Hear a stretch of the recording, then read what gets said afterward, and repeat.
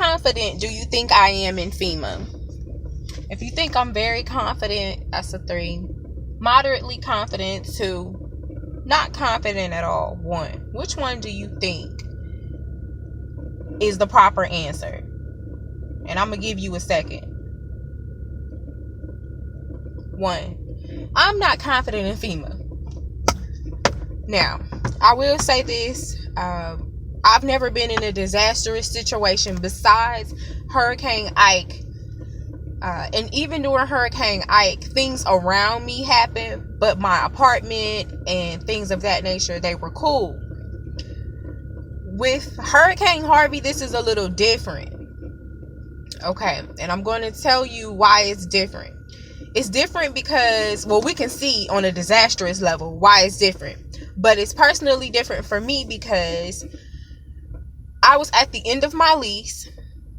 Water came in, some things were damaged. But I was already in the process of moving out and I already had things in storage.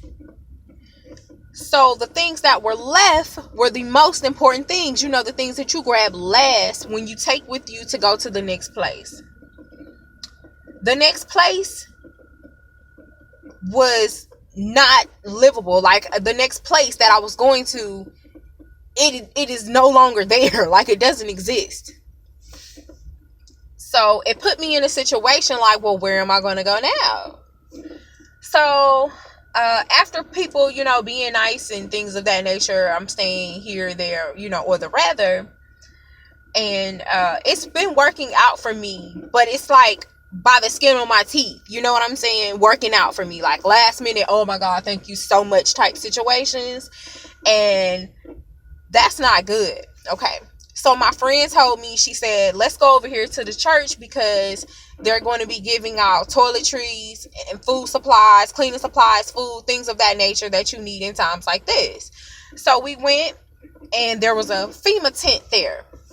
So I had already been on the phone for an hour and a half that day. Now I'm not tripping on the time frame because I know that there are people that are way worse off than my situation and we're all trying to call. So I'm very patient. You know, I was already driving somewhere. I was doing Uber Eats and I was, you know, driving, and so they had me on hold and I was like, that's not a problem because I'm multitasking and I didn't mind being on hold. But the point is I was on hold for an hour and a half. So when I finally got through to a lady, I was telling her like, you know, I made an account with you all, and in the email that you all sent me for the account confirmation, it states that following that email I should receive another email with a registration number, a FEMA number in there. So when I go to check the status of my accounts and things of that nature, it'll you know, be able to give me an update. So she was like, okay, well, I see that you made an online account with us. And, you know, but I see that the last email we sent you out was on the 2nd. And I said, yes, that's the email that I have. She said, well, I don't see that we sent another email out. Okay, so why wouldn't y'all send another email out? You sent me one to tell me you was going to send me another one. And then it's 12 days later. It was 11 days later. You're going to tell me that y'all didn't even send another email out, but you can gladly give me my registration number. Okay, do you know what all could have occurred in 10 days? That's like a week and a half. Like, why? What is the issue? You know, so she gives me this registration number, and then she tells me everything is pending. And then if I want to get some type of assistance with an apartment or housing or something of that nature, she has a different person that's going to call me from a different department. But I still need to be on the lookout for my inspector. Now, it's been 11 days. Let me tone this down because it's pissing me off. It's been 11 days, okay? So what you're telling me is that during this 11 days, somebody could have called me. An inspector could have called me. You know, I don't get a lot of phone calls. The ones that I do call, like I have a caller thing on there and it tells when it's spam. I have answered the phone and you have people like, hey, would you like a free vacation or a free rebate? So I don't answer calls I don't know, especially if it doesn't say a government number or you're not calling from anything. Your title doesn't pop up. American Redcross, Fema, something with the title. I don't fool with it. So you mean to tell me that this person, man or woman, could have called me within 11 days and I haven't answered answered the phone. So I didn't get anything stating that someone was trying to contact me. So I checked all my voicemail and everything, nothing, no email still. Okay, so I get to this FEMA tent at the church, and I went over there, and the first thing I told the guy is that I have a FEMA account. I registered. I just got off the phone with FEMA actually like a half an hour before I got here. And I want to know, if you can help me with anything that, the lady couldn't help me with on the phone. So he asked me for my registration number. I gave him my registration number. And when he's putting it in, he's saying that it doesn't work. So then he's telling me, this is how incompetent this person was. And I was being patient. I just was really chill because I don't feel like, there's no need to be anxious for anything. I'm just chill at this point. So he asked me for the registration number. He put it in. It didn't work. So then he tells me he want to create me a new account. Why do you want to create me a new government account? Why do you want to create me a new account? I don't understand. Because I already have an account. That's how I gave you the damn registration number. It's because I have an account, okay? So he says, well, let me try it. So then he does that, and I give him a password he can use, and we set this up. And then he tell me that doesn't work. It doesn't work. Everything's pending. It's not working. So he gave me this piece of paper. This is disaster assistance FEMA number, okay? You see this number that's on here? Okay. He gave me this number, right? He wrote the number on it. Excuse me. I got a password on this paper, so I'm just going to show you this. I don't know if you can see it, but there's a technical support number on here. And I'll read it to you. Because at this point, now he done messed up the account. I got to call technical support. It's not enough that I was already on the phone with these folks for an hour and a half. Now I got to deal with technical support. Because this incompetent person has tried to create me a new account. And it's probably some type of security alert saying, hey, why are all these people creating accounts? So he gives me this phone number, 1-800-745-0423. That's the number he gave me. That's the number I just showed you on the paper. So he gives me this number. So, things have been going on, and I just did not have the time to call the number, okay? I reached in my purse this morning, and I said, let me pull this out of here and call these people because I need to be able to get in my account to find out if I'm still pending on some things or if somebody has tried to contact me. I called the number. Do you know it is not even a valid number? The number is like one of those scam type things where they say, would you like to get a free cruise? Is anybody in your household 50 years or younger? So that's where I am with FEMA right now. And I am not competent. I don't understand I did what I was supposed to do. I just created an account. I let them know that some type of assistance is needed at this point in my life. I don't have any particular expectations. I've seen other people tell me that they've received things. I'm not even expecting what other people are receiving. I'm just trying to see what I'm supposed to be receiving for myself. This is just it. That's the bottom line. So I spent 9 minutes to tell y'all this. I don't know what's going on with FEMA. And a lot of people say bad things about American Red Cross. And they say American Red Cross don't allocate funds the way that they are supposed to. And I believe that. But all I know is that the American Red Cross allowed people to go on that site and let them know that they needed something. And they gave people $400 instantly. You could pick it up at Western Union. All the Walmarts was packed. You couldn't get out the parking lot. You couldn't get in the parking lot.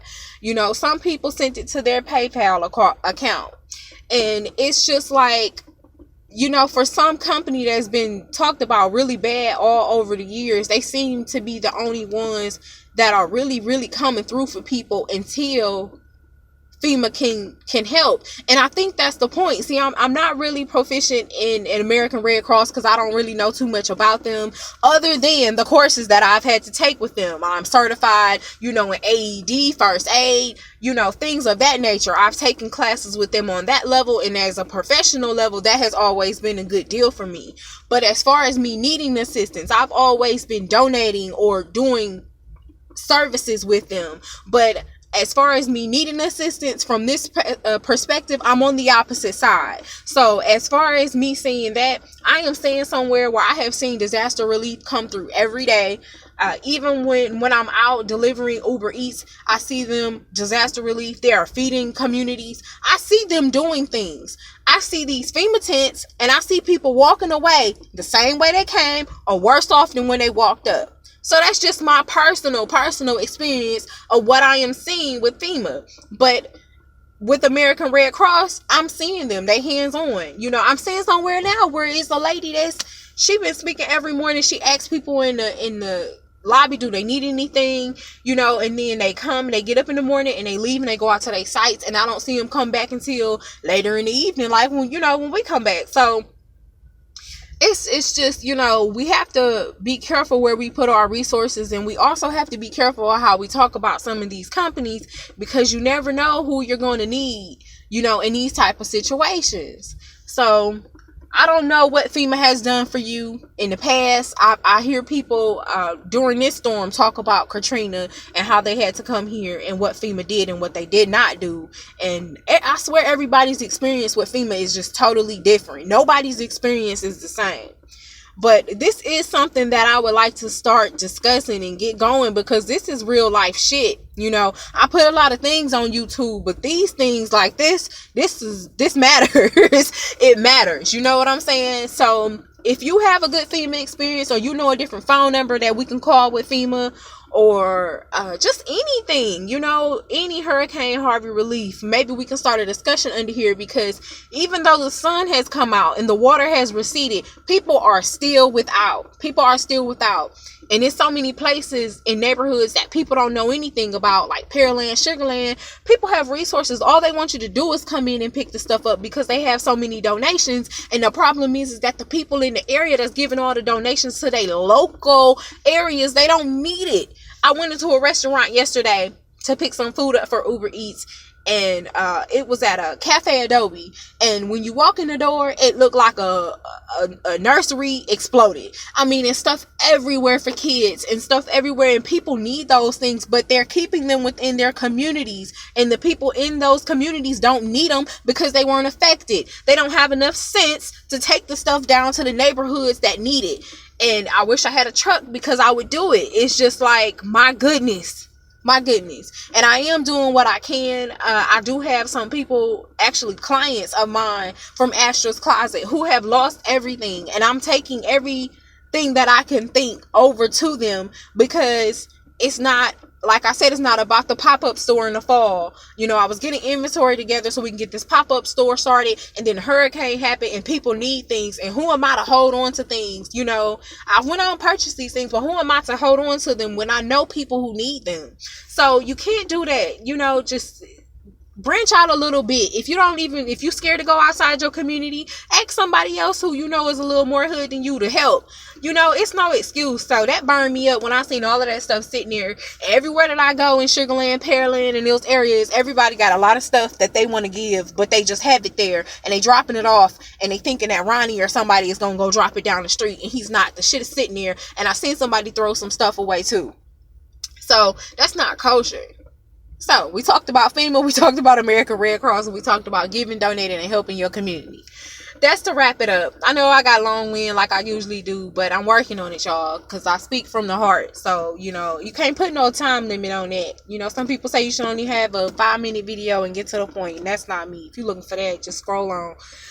All right, you guys, I love y'all. If y'all got any information, just let me know, because I sure need it. Thank you. Appreciate you. Love y'all.